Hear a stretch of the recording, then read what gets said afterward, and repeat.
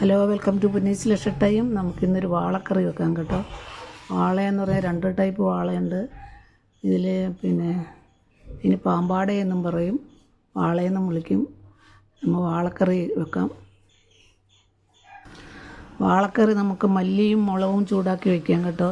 തേങ്ങ അരച്ച് വയ്ക്കുക. എന്നാലും ഇന്ന് മല്ലിയും മുളകും ചൂടാക്കിയാണ് വാളക്കറി വെക്കുന്നത് കേട്ടോ.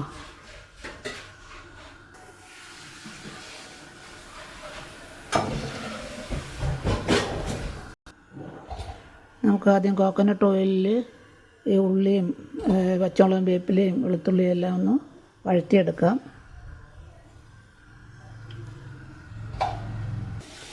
കടുകിട്ട് കൊടുക്കാം. ഉലുവ ഇടാം. മുളകിട്ട് കൊടുക്കാം.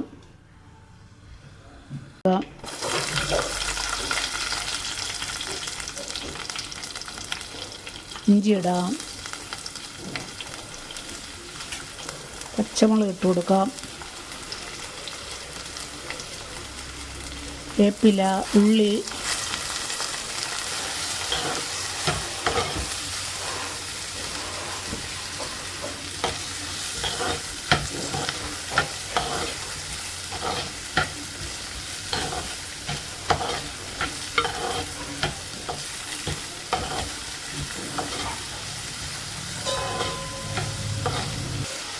കുറച്ച് ഉപ്പുപൊടി ഇട്ട് വഴറ്റി കൊടുക്കാം.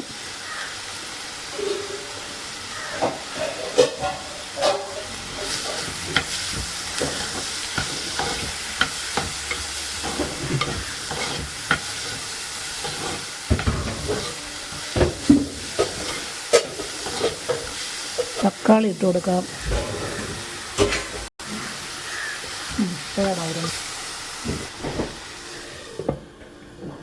മഞ്ഞൾ പൊടി ഇടാം. മല്ലിപ്പൊടി ഇട്ട് കൊടുക്കാം. നമുക്ക് 2 സ്പൂൺ മല്ലിപ്പൊടി ഇട്ട് കൊടുക്കാം. ഒരു ചെറിയ സ്പൂൺ മഞ്ഞൾ പൊടി ഇട്ടിട്ടുണ്ട്. മല്ലിപ്പൊടി ഇട്ട് നമുക്കൊന്ന് ഇളക്കി കൊടുക്കാം.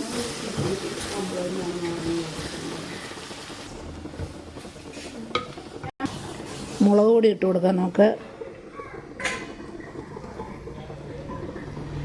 ചെറിയ സ്പൂണാണ്, 3 പൊടി മുളക് പൊടി ഇട്ട് കൊടുക്കാം. കുരുമുളക് പൊടി ഇട്ട് കൊടുക്കാം.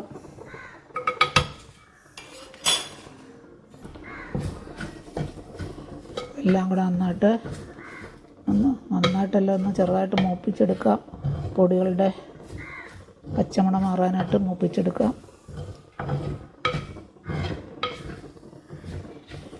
ഇനി ആവശ്യത്തിന് വെള്ളം ഒഴിച്ച് നമുക്ക് കുടംപുളി ഇട്ട് തിളപ്പിക്കാം.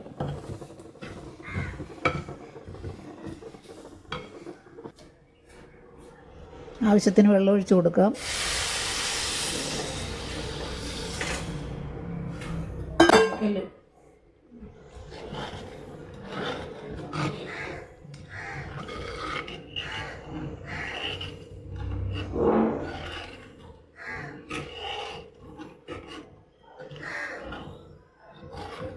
ഉപ്പൊട്ടും പോരാ, ഇട്ട് കൊടുക്കാം.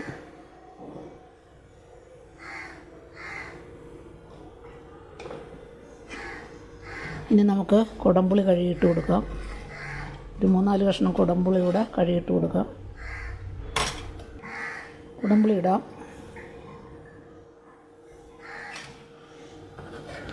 ഇനി നന്നായിട്ടൊന്ന് തിളക്കട്ടെ. തിളച്ച് കഴിയുമ്പോൾ നമുക്ക് മീനിട്ട് കൊടുക്കാം. കറികളൊക്കെ ഉണ്ടാക്കാനായിട്ട് ഈസിയാണ്.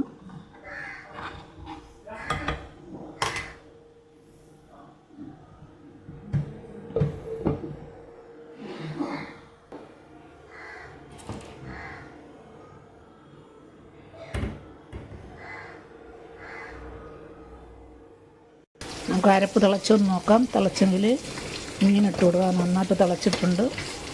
നമുക്ക് മീനിട്ട് കൊടുക്കാം. അരപ്പിന് ഉപ്പും പുളിയും ഉണ്ടോ എന്ന് നോക്കാം. ആവശ്യത്തിന് ചൂട് വെള്ളം ഒഴിച്ച് കൊടുക്കണം. അല്ലെങ്കിൽ കണ്ടോ, എനിക്ക് അരപ്പ്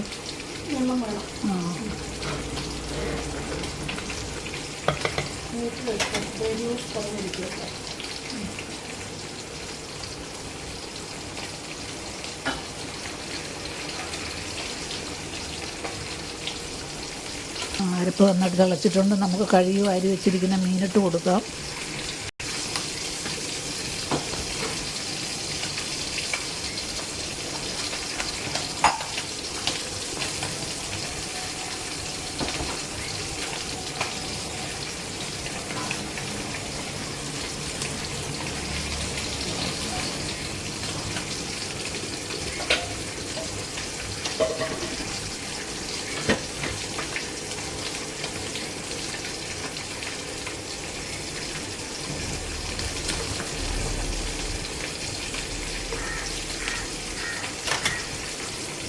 മൂടി വെച്ച് വേവിച്ചെടുക്കാം.